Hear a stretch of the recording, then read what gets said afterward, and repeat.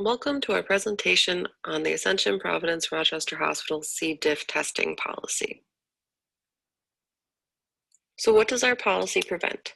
First is waste of both time and materials, time that nursing spends collecting samples and sending them to the lab, and materials that are thrown away because the sample was inappropriate. The second would be preventing those false positives with the safeguards we have in place, like not testing patients who have been recently using laxatives or patients that don't have any diarrhea at all. If you don't have any diarrhea, it's unlikely that you have C. diff. So who can help minimize the inappropriate C. diff testing on patients? We're looking to providers and nursing staff to work closely together to prevent these inappropriate tests. In this presentation, we'll highlight 3 segments of our C. diff policy. Which brings me to our first C. diff policy highlight of laxatives and testing.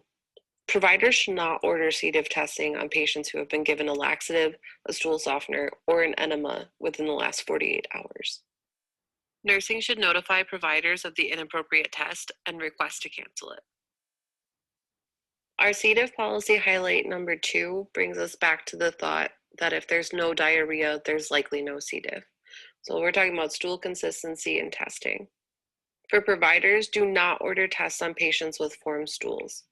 Stools should be liquid enough to conform to the container that they are collected in. Nursing should notify providers of the inappropriate test and request to cancel it. So our previous policy highlights touched on more of that exclusion criteria: no laxatives within the last 48 hours, no formed stool. Policy highlight number 3 focuses on inclusion criteria.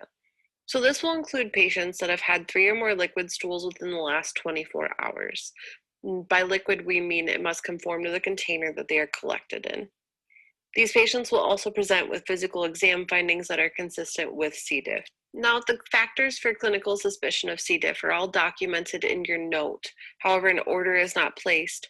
Nursing can order this test, and they will notify you if a test is ordered. I hope you've enjoyed this presentation on our C. diff testing policy. If you have any questions, please let us know. Thank you very much.